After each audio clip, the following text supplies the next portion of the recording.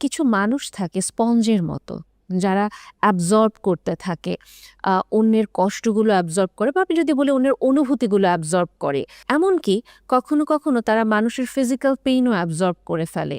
কখনো এরকমও হয়ে যায় যে সে খুব সুন্দর করে একটা মানুষের কষ্টগুলো যেমন বুঝতে পারে, মানুষের ইনার ইনসিকিউরিটি সে বুঝতে পারে, একটা মানুষের বাহিরের মুখোশের ভেতরের যে কষ্টগুলো বা ভেতরে কি চলছে সে খুব সুন্দর করে ওটা বুঝতে পারে। নার্সিসিস্টিক মানুষরা সবসময় তাদের টার্গেট হিসেবে এমন মানুষদেরকেই বেছে নিতে পছন্দ করেন যাদেরকে খুব সহজেই ইমোশনালি ম্যানিপুলেট করা যায় বা অনুভূতির দিক থেকে নিয়ন্ত্রণ করা যায়।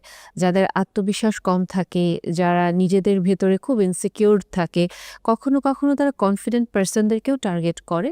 ওই যে এগেইন তাদের দুর্বলতাগুলোকে জেনে তারপরেই করে এবং অনেক ক্ষেত্রে এমপ্যাথেটিক পারসন যারা এই যে মানুষের অনুভূতিগুলোকে বা মানে তারা মোটামুটি কাইন্ড অফ একটা মানুষকে অ্যাবজর্ব করে ফেলতে পারে।